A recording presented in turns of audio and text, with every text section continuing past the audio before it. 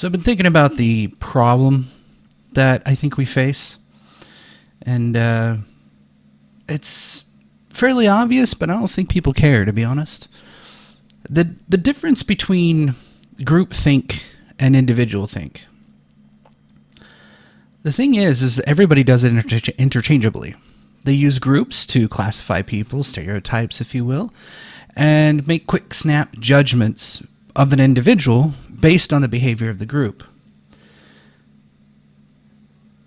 Vice versa, people take a group and notice a behavior pattern of the entire group and then in turn place the same behavior pattern on the individual. So it goes kind of both ways. And I couldn't help but notice the argumentation I get tries to do both simultaneously. They will look at an entire group, and they usually state it pretty simply. White people X, black people Y. Believe all women. You name it. I mean, it's a group think mentality, right? Well, they assume that because most people are honest, then all people in said group are honest. So in the case of this Black Lives Matter insanity, they believe since most black people are pretty decent, honest, working individuals that don't look for trouble and don't have issues, that all black people are this way. Statistically, not true, unfortunately, and not true anyways because you can't use the law of averages to apply a statistic of a group onto an individual. So I was thinking, what is the best approach for people to take, essentially pull their head out of their ass? And it's kind of common sense. To me, anyways. You cannot judge a group based upon the actions of the individual, no more than you can judge an individual based on the actions of a group. To do either of those things is bigotry. You must judge individuals for individual actions. You cannot assume that all white people are evil and have white privilege, even though that's a myth to begin with, because there are people in this world who have never had the benefit of shit. Now, it's easy to point a finger at, say, a homeless person and say, see, there's your white privilege right there. This guy's on the street. Probably drug addicted, can't get out of the hole. Some of them are there because they have mental issues. For example, I was downtown and I saw this older gentleman. He never bothered anybody. He just kind of sat there and listened to his radio. Really old dude. A couple times he'd come out of his corner where he'd usually sit and start yelling at the buildings. And he actually tried to fight one once. He punched the building and cut his hand wide open. It was disturbing to watch, to say the least. I also saw another guy that used to walk around begging for change all the time. And one day, I walked by him, and he's laying on the ground, just like right in the middle of the sidewalk. He started convulsing, so another guy grabbed the phone and called 911. So I just left him there while the other guy was on the phone, and he was going into an overdose. He basically is like, yeah, this is a good high, and laid down and just started fucking spazzing out. He had a seizure. So I can't help but notice that we take the actions of an individual and say all black people are like this, or all white people are like that, or all Asians are like this. Just because you know of an Asian that has straight A's and perfect grades doesn't mean they're all smart.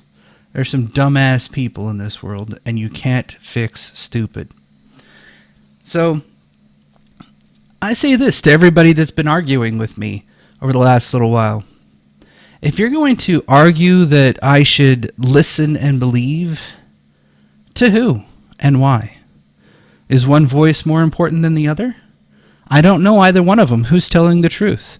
I have to discern who's telling the truth from the others.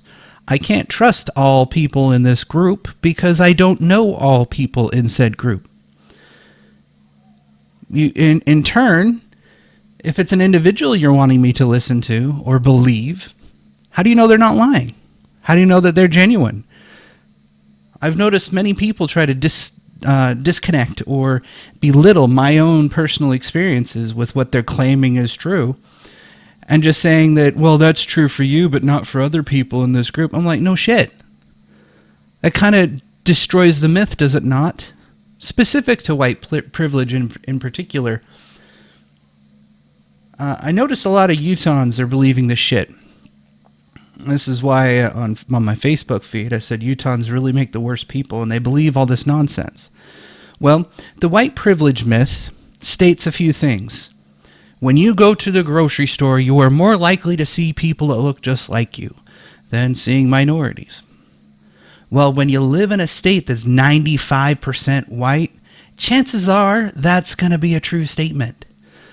And what's amazing to me is the entire list that dumbass racist bitch put together would be true in Utah. You would go to the store and maybe see one Asian, one black person. I used to joke back in high school that I knew all 7 black people that lived in Utah. I'm pretty sure there's more than that, but one of them was gay, cool as shit too. He was so funny.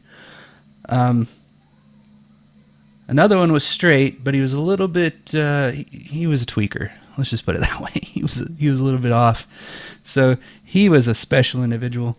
Another one I ran against in track. He would kick my ass too. Man, was he fast. I may have been a good sprinter, but he was a better sprinter. It's just is what it is. I always tried to beat his times too. Man, was he fast. But that's neither here nor there now, is it? I think the point I'm saying here is the people that are judging others and saying all this shit's true, well, they got confirmation bias up the ass right now because of where they live and where they grew up. And unfortunately, because it's Utah, in particular, that I'm picking on that place right now, confirmation bias because of this white privilege nonsense does not make it true. That's the problem. They're judging an entire group, saying all white people have white privilege. Because in their perception, they're surrounded by white people. Of course, they think they have that shit. I read some interesting stories as well. And it goes to the racial profiling. Since cops get dragged into this shit too, I figured, why not? I'll bring them up in this. So, I read a part where somebody was bitching about they were late at night, they were kind of irritated. It's a black person driving, so they said. And a cop tailed him for 6 or 7 minutes. And they're like, oh shit, here we go again. A cop's racially profiling. I challenge every single one of you that's listening to this to follow a person. Just, next time you get on the freeway, actually. This will be easy. Next time you get on the freeway, I want you to look at the car in front of you and then tell me what race is driving that car. What race are they? The person driving. What race are they? And you can't cheat. You can't go around and pass them up and look into the side view mirror. I want you to be able to tell, looking through the rear of their car, what race they are. You can't. Now, can you? You want to talk about this racial profiling nonsense when a cop can't see through the goddamn window? When you're speeding down 70 miles an hour down the freeway, he ain't going to notice that there's a black person driving. Actually, they might, because they're kind of trained to do that, but you never know. Chances are no. They do the description of the car first. But if they catch a glimpse of the driver in a left or right turn, if they're, running away, so be it. But anyways, he was bitching about the systematic oppression and how the cop came up and asked, do you own this car? And he's all offended, and he's like, yes, I do, officer. Here's my registration. Here's my license, la, la, la. Let off with a warning.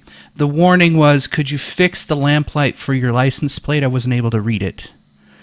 In his story, he said, the cop said something about not being able to read my license plate, but I knew he was racially profiled. Dude, he could not read your license plate at night while you're driving down the freeway. He couldn't read it, means he couldn't scan it, means he couldn't put it in his computers, means he doesn't know what race you are. He had to pull you over to double check that you didn't steal a fucking car. He wasn't thinking about your race when he pulled you over, dumbass. And if you wanted to claim this racial oppression shit, that a cop is just treating you with dirt, he should have pulled you out of the car, said, I don't believe you, and tried to shoot you right there, arrest you, or tase you. You could have just tased him. They always say like that. Well, tase the motherfucker, get him out of the car, and arrest him for owning a car and not fixing his lamp light for his license plate. Did that happen? No, it didn't. You got away with a warning. Amazing how that shit works, doesn't it? My point is this.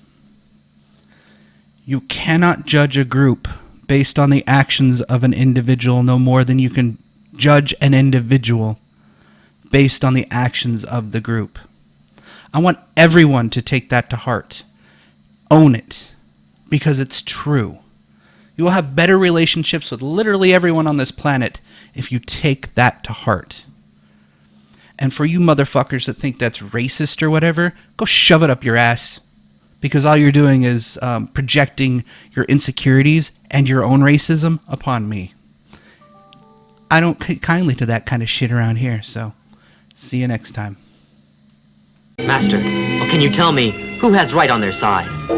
Right is right, wrong is wrong. Who is in the right or who is in the wrong cannot be judged without proper knowledge.